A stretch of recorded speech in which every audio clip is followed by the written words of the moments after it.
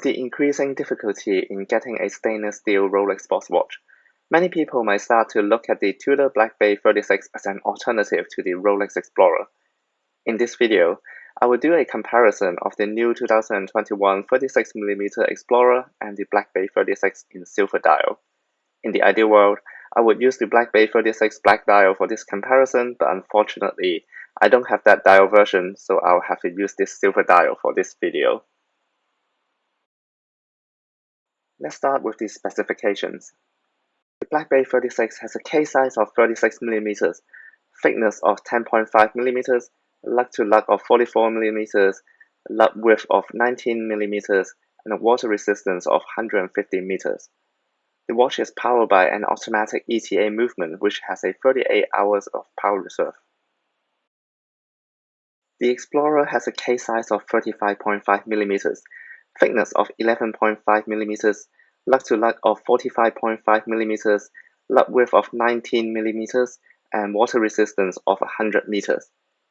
The watch is powered by a Rolex in-house automatic 3230 movement, which has roughly 70 hours of power reserve, and it is accurate to plus or minus 2 seconds a day. Whilst both watches are marketed as 36mm in size, the BlackBay 36 definitely wears a lot more substantial on wrist. This is probably due to the lighter silver dial I have here, which tend to make a watch look a bit bigger than what its case size may suggest. I think the case profile of a watch makes a big difference to how a watch wears. The Explorer has a curvy profile compared to the slab-sided look of the BlackBay 36. Also, the mid-case of the Explorer is much smaller than the BlackBay 36. On the Explorer, the case back, the bezel, and the crystal all add to the thickness of the watch, whereas the thickness of the BlackBay 36 is mainly from the case itself. As a result, the Explorer wears a bit smaller and it looks more elegant compared to the BlackBay 36 to my eyes. I think both the Explorer and the BlackBay 36 are very versatile and they both work in many occasions. Both pieces are sporty, but I think the Explorer can be dressed up much easier compared to the BlackBay 36. On the other hand, the BlackBay 36 wears a bit bigger than what its size might suggest, and it certainly wears larger than the Explorer. For those who have a slightly bigger wrist, I think the BlackBay 36 might be a better option. Also, Tudor currently offers the BlackBay 36 in 3 different dial colors, so you can always choose the color that suits your personal style the most. The look and style of the two watches are very similar. Both watches have a polished bezel. The Explorer only comes in a glossy black dial, and that is the only color option Rolex currently offers. The BlackBay 36 on the other hand has more color options to choose from. Tudor currently offers glossy black, blue, and this sunburst silver dial. I personally find the silver sunburst dial the most interesting to look at, as it shows different shades of silver depending on lighting conditions. One major difference between the two watches are the hands and the hour markers.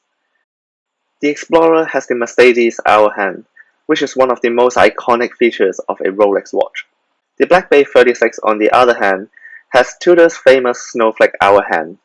The hour markers are also different. The Explorer has the stick and the 369 markers, whereas on the BlackBay 36, it has circular markers with stick markers at the 369 positions.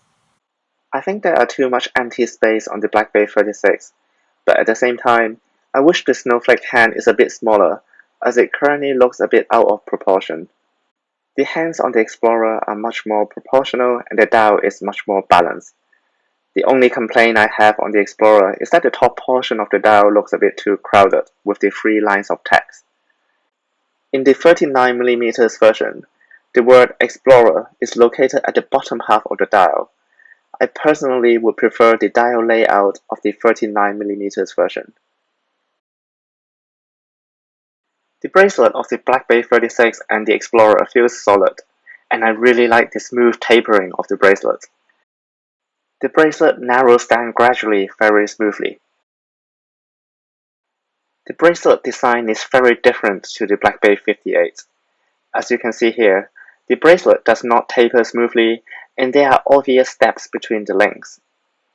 Personally, I much prefer the smooth tapering of the BlackBay 36 and the Explorer, as it gives the watch a much more refined look. When it comes to the clasps, the Explorer definitely stands out compared to the BlackBay 36. Both watches come with a safety lock system. The Explorer has a premium-looking Apply Rolex logo, whereas the BlackBay 36 looks very plain in comparison. The Explorer also has a 5mm comfort extension system, which enables you to adjust the bracelet size on the fly. The BlackBay 36, on the other hand, does not have a quick adjustment system. What it has are 3 micro adjustment sizes, but you can't really adjust the bracelet without a tool. In terms of lume, I would say the BlackBay 36 is the winner here. The BlackBay 36 has green lume, whereas the Explorer has blue lume. Both watches look great in isolation, but I would say that the BlackBay 36 is more legible than the Explorer in low light conditions. This is because the lume applied to the hands and the hour markers of the BlackBay 36 is a lot more than the Explorer. This makes the BlackBay 36 much more readable in low light condition. Perhaps the biggest difference between the two watches are price and availability. In the UK, the Explorer costs £5,150 and the BlackBay 36 costs £2,210 on a bracelet and £1,970 on a strap. This means that the Explorer is more than twice as expensive as the BlackBay 36, not to mention the fact that most AD would not have an Explorer in stock available to purchase. The BlackBay 36 is much easier to obtain as most AD would still have the watch on the shop window, and you might even get a small discount on the Tudor BlackBay 36. The Explorer and the BlackBay 36 are very similar, and they are both fantastic watches. I would say if you have a slightly lower budget and a bigger risk, the BlackBay 36 is a good option, especially with the many color options that you can choose from. And of course, you can actually buy the watch at an AD today if you choose to do so. To me, the biggest advantage of the Explorer is the 70 hours of power reserve, which means that I can put down the watch on a Friday and the watch will still be running when I pick it back up on a Monday. Unfortunately, the same cannot be said for the BlackBay 36. The BlackBay 36 is a very good watch, but if your heart is set to get an Explorer, I would say that the BlackBay 36 is not a good alternative.